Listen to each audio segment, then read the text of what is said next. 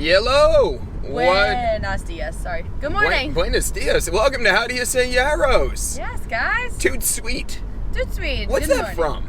from? Maybe Ratatouille? No. Oh. I'm just thinking something French, but like an animated thing. Toot sweet. Toot sweet, my mon chéri. It's morning, and we're talking to you about... What are we talking Travel. about? Travel. Now, we know that we just put out a whole podcast about Disney, and it was supersize. An hour, 45 minutes of pure glory and ecstasy, and we know how y'all feel about it. Actually, we don't. It hasn't come out yet. We have no idea. We feel great about it, though. We're really excited. And yes. So that made us think about just having this one to just talk about our reactions, all our feels and cognitions about travel for the first time, like for us, kind of during COVID / after COVID. Yeah, it's still happening, but we personally had COVID already. Yep. But now it's kind of like, what's that like? So I think the main things that we looked at that we'll have to talk about is airports, airplanes. Oh, definitely. I guess rental car a little bit, but sure. that fortunately, anyway, we'll get to there. Yeah. And then I'm thinking, is there anything, and then like different like rules, I guess. That's good. Yep. So want to talk about airplanes and airports? Airplanes and airports. Oh my. Well, first, I guess just my overarching feeling before going into the specifics of it. Yeah. Is just my overarching feeling, like it was weird to travel. Yeah, that's so true. Did you just feel like it felt weird? We haven't been in an airport in over a year at that point. The last time we would have been in an airport would have actually been our honeymoon. Well, no, the last time I was in an airport was our honeymoon. So, you went one or two trips. So potentially like 2 years for me then. Yeah, it was being in an airport, correct? Yeah, it was almost 3 years for me. Yeah, and it was, I mean, it just felt so odd. And then I think just coming to a new place, like we went to Florida, so just arriving in a new place, and you can clearly see you're in a new place. You see palm trees, so it's like you're reminded that you're not in suburbia New Jersey. And looking around, and I think I just kept being struck by, like, when we were walking around or even driving around, I felt like, are we really here? Like, are we in like a really good like movie, like video game or something that feels very real? Like, I just kept feeling like, are we really here? Like, are we allowed to be here? Are we here? We're here. I had to keep reminding myself, like, where we were. That's fair. Yeah, I think it was just, like, felt unreal to me traveling in a lot of ways of, okay, I thought this couldn't be done, or that this... Yeah. Like, it almost felt like other parts of the world didn't exist over the last year because you're kind of, like, isolated off and, like... and then you hear things about Florida and then... about, like, it's supposed to be kind of crazy, and actually I thought it was pretty normal, like... Yeah, well, we started out in, Orlando. Oh, yeah, and in many ways, that's, like, when you go into the Disney bubble, like, it's its own world. It's very, like, tightly governed in many ways. So, it felt way more normal than I think, you have any sense of, because, again, everything just feels like, oh my gosh, you go anywhere, it's so crazy. Yeah. And then, we went to Miami, and as people say, like, it seemed a little crazier. We didn't spend much time there at all, but, it did seem different. But, I think you're right. Like, just going into another state and seeing, like, okay, the world hasn't burned down over here. Yeah. Like, they're still going. Things are a little different, but, like, this huge, like, whatever entertainment thing, people are actually, like, engaging in entertainment over here. Yeah. And it's like, oh, okay, the world is still working. Yeah, it's moving in a very different way. As you can tell, our handy GPS Siri is our third party, as always, helping us to know where to travel today. But I think that's to me, the plane was the fascinating part of the travel segment of okay, we're like, so first, airport security was phenomenal. Like, just like, we just hit incredible travel days because we talked to others who seem to have bad, but we flew through everything, both like going and coming back. It was like, yes, we did. TSA was great. Yeah, TSA.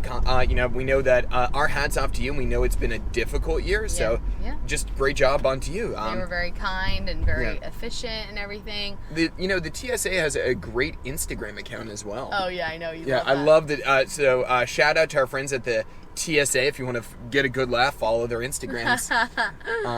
But I thought they just moved us through so quick. What struck me was the airports were so much quieter, though. Yes, there were less people in the airports, in our experience, at least. It was still busy, though. Like, both of our flights were sold out. Yeah, our flight itself it's crazy. Our flight itself was full. And actually, with that, this I've never had before, because our flight was full. Now, we flew with United, and really, they were wonderful. Mm-hmm. So we flew with United, and they, the night before our flight, we got a message saying that our flight was uncommonly full, and if we would be more comfortable switching flights, we would be able to do so free of charge. And it was a link that obviously you would need to find another one of their flights that worked for you and choose that flight in order to make that switch.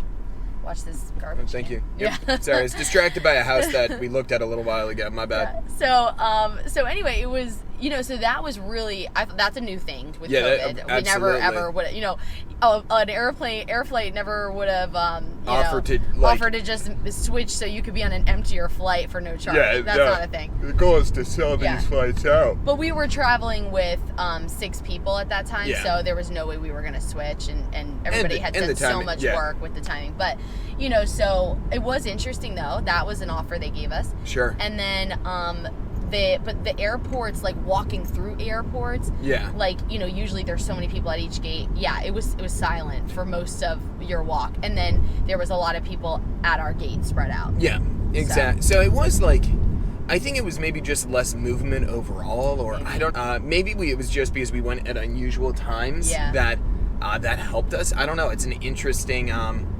It was an interesting moment. So I thought that was a fascinating spot to me. But being on the plane itself was kind of felt good and normal. I'm I've always enjoyed flying personally. I love the fact that we're able to just scoot so quickly to someplace else. What I really liked was the snacks. Because, I was wondering, what are they doing? But actually, they had little bagged things, which I think they'll probably keep. To me, it was such a more efficient way. But they had a bag of water, a little hand towelette, a snack, and then a secondary little snack in this bag they just passed out, which to me just seemed oh my gosh, this is so much quicker than okay, here, do you want 20 little things from every person? It's true. It was so nice.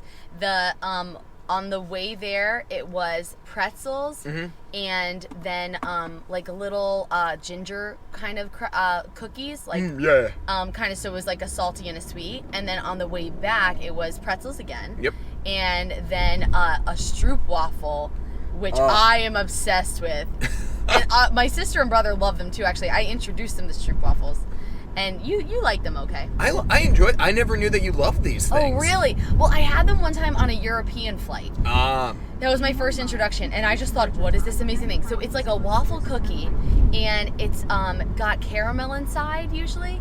And then what I first saw on my first package is they have a picture where you can put it on your coffee cup. Oh. And it actually kind of melts the caramel inside. Oh, that's very interesting. Oh my gosh. So it's a perfect circle. So you can just sit it on top of your hot cup of coffee or whatever, or tea.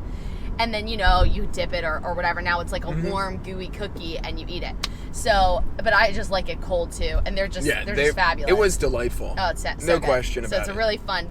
Yeah, United I just thought we weren't going to get snacks. Yeah, that's what COVID. I thought. Maybe a bottle of water. And they really showed up in this. So, they did. And then everybody got a bottle of water, and then the drinks. We love this. Oh, love the bevies. Love the bevies. So if you remember traveling before COVID, they come around, they ask you what you want to drink, and then they pour you out a glass. Yeah.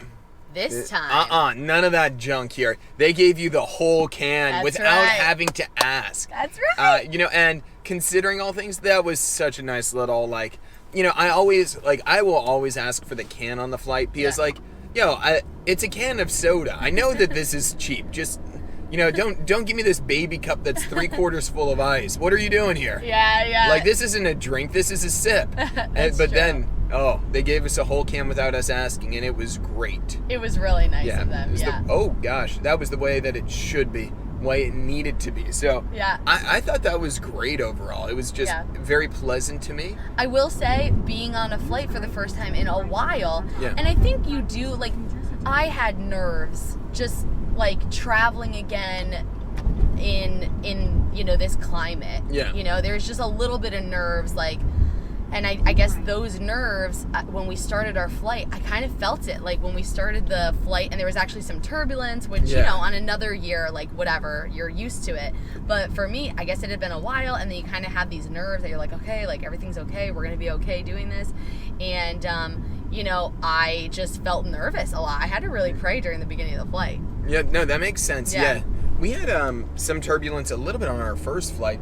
They kept saying we were going to have a lot on our second, but I felt like our first was bumpier. Was a lot. Yeah. Although we did have a rough landing on our second flight. That's true. It felt was like a hit. Yeah, it came down pretty hard, and that was worse. The landing was worse than any turbulence that they talked about that day, which was very funny. Yeah, it was funny. Everybody does this huge gasp, like, oh. Yeah, because our first flight was so smooth. It's like, you know, you're just like, you know, you're not like, it's obviously a massive plane hitting the ground. You got a little bump in here, but like, what was going on here? But yeah, that was where we were at with the flight. I think that landed the plane. And so you have to wear your mask the whole flight. Yeah. And we were really not sure, like, how does it work? But basically, when you're taking off, like, you can take it off to eat or drink, and then you got to put it right back on. So, you know, that's how they handled that. Yeah, and we had no issues on it. And it was nice for us because we were sitting really close to like, all of our seats were with our family, so that felt like we had our own little bubble on the flight. So, you know, you felt pretty good. Oh, yeah. I did like the fact that they were joking. The pilots were being sarcastic at one point, but being,